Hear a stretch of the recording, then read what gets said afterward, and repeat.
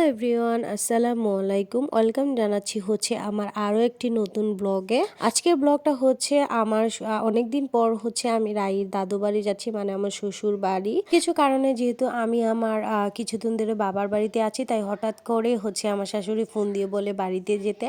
আর আমার ননদিনীও নাকি এসেছে, তাই হচ্ছে বাড়িতে চলে যাচ্ছি। আর বাড়িতে হচ্ছে আমাদের জন্য আজকে কী কী আয়োজন করা হচ্ছিল তাই নিয়ে থাকতে হচ্ছে আমার আজকের ভিডিওতে। ফার্স্টে এখানে গিয়ে হচ্ছে আমি শাশুড়ির রুমে ঢুকে যাই। আর এইদিকে হচ্ছে আজকে বাড়িতে বিশেষ আয়োজন করা হবে, যেহেতু আমরাও আসবো আর আমার ননদিনীও এসেছে। এই পালিত হাঁসগুলো দেখছেন, এই হাঁসগুলো হচ্ছে রান্না করা হবে আজকে। এগুলো হচ্ছে দেশি চীনা হাঁস, এগুলো হচ্ছে আমার শাশুড়ি পালন করে, আমার আর দেবর। এইগুলো হচ্ছে মা এখানে ফার্স্টেই হচ্ছে হাঁসের মাংসগুলো কেটে বানিয়ে আগেই রেখেছিল। তোমাদেরকেও একটু দেখে নিলাম যে আমরা হচ্ছে পালিত হাঁসটা হচ্ছে আজকে রান্না করব। মা এখানেও হচ্ছে মশলাটা কষিয়ে হচ্ছে হাঁসটাকে রান্না করছিল। আর এই হাঁসটা ছিল হচ্ছে আমাদের পালার হাঁস, আর এইটা খেতে এত মজা হয়েছিল কি বলবো। এখানে হচ্ছে মা হাঁসটাকে কষিয়ে নিচ্ছিল। আর আরেক দিকেও হচ্ছে এদিকে হচ্ছে খিচুড়ি রান্না করা হচ্ছিল গরুর মাংস দিয়ে। আজকে হচ্ছে রান্না করা হবে দেশি চীনা হাঁস আর হচ্ছে গরুর মাংস দিয়ে খিচুড়ি, পাতলা খিচুড়ি। এই খিচুড়িটা খেতে আমি, আমার ননদিনী, আমার শাশুড়ি সবাই খেতে হচ্ছে পছন্দ করি। এখানে হচ্ছে ডাল আর চাল নিয়ে নেওয়া হচ্ছে খিচুড়ি রান্না করার জন্য। হাঁসগুলো দেখেন কত সুন্দর করে হচ্ছে দরজার বাইরে এসে দাঁড়িয়ে আছে। এই হাঁসগুলো হচ্ছে আমার শাশুড়ি আর আমার দেবর হচ্ছে পালন করে। আর এখানে হচ্ছে খিচুড়ির মশলাটাকে কষিয়ে গরুর মাংস দিয়ে দেওয়া হচ্ছে। খিচুড়িটা হচ্ছে এভাবে গরুর মাংস আলু দিয়ে রান্না করলে খেতে খুবই ভালো লাগে। আর পাতলা খিচুড়িটা হচ্ছে আমার বাসায় সবাই খেতে পছন্দ করে, একমাত্র রাহির বাবা ছাড়া। এখানে হচ্ছে মাংসটাকে কষিয়ে নেওয়া হয়েছে। আমার হাজবেন্ড যেহেতু হাঁসের মাংসটা বেশি পছন্দ করে, তাই আজকে হচ্ছে হাঁসটা জবাই করে হচ্ছে রান্না করবে। তাই হচ্ছে হঠাৎ করে আমার শাশুড়ি মা আমাদের সবাইকে হচ্ছে বলল একটু বাসায় আসো, হাঁস রান্না করবো, তোমরাও এসে খেয়ে যাও।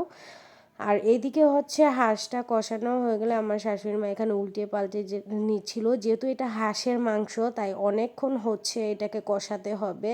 আর এদিকে আমার ননদিনী হচ্ছে চালটাকে ধুয়ে খিচুড়ির মাংসটা কষানো দিয়ে দিচ্ছে।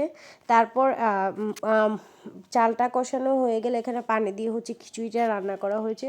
আমি এখানে ডিটেলস কোনো ভিডিওই শেয়ার করছি না, শুধু শেয়ার করছি আসলে আমরা ওই দিন বাসায় যাওয়াতে হচ্ছে কী কী রান্না করা হয়েছিল এইটাই হচ্ছে তোমাদের সাথে শেয়ার করছি। আর এই পাতলা খিচুড়িটা খেতে এত মজা হয়। এখানে হচ্ছে খিচুড়িটার জন্য হচ্ছে পরিমাণ মতো পানি দেওয়া হচ্ছিল। আর এইদিকে মাংসটা হচ্ছে ভালোভাবে আমার শাশুড়ি মা কষিয়ে নিচ্ছিল। মাংসটা ভালোভাবে কষিয়ে নিলে হচ্ছে এতে পরিমাণ মতো ঝোল দিয়ে দেওয়া হয় মাংসটা একদম হচ্ছে প্রপারলি সিদ্ধ হওয়ার জন্য। যেহেতু এটা হচ্ছে হাঁসের মাংস, তাই হচ্ছে ভালো করে হচ্ছে আস্তে জাল করে হচ্ছে অনেকক্ষণে রান্না করতে হবে, তাও আবার চীনা হাঁস। এই হাঁসের মাংসটা আমি, আমার হাজব্যান্ড, আমার মেয়ে হচ্ছে তিনজনের খুবই পছন্দের।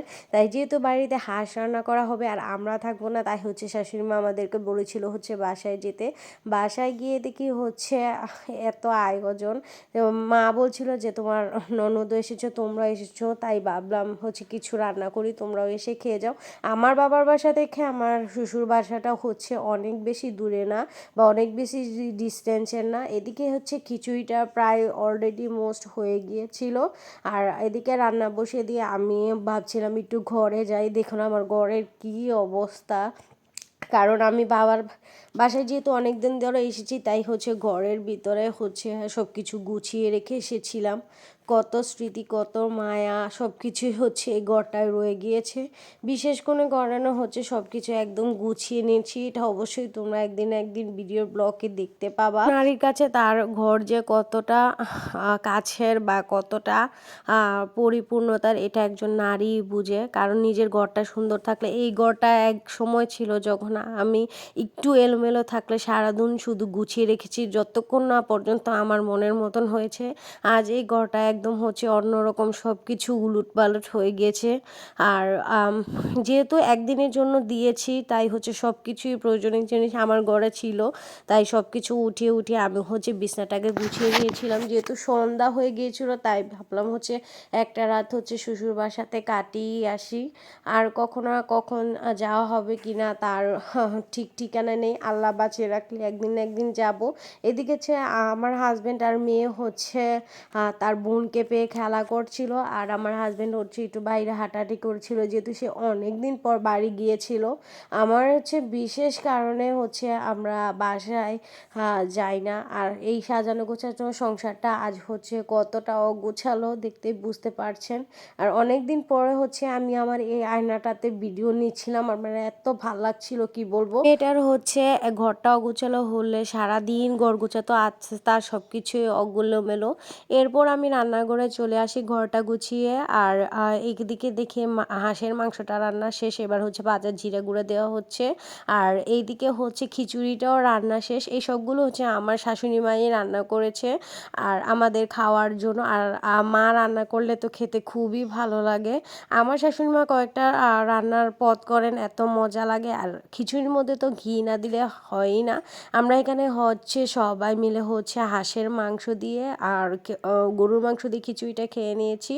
আর খেতে খুবই মজা হয়েছিল। আর খিচুড়িটা আর হাঁসের মাংসটা দেখতে কতটা লোভনীয় হচ্ছে আপনারাও দেখতে পেরেছেন।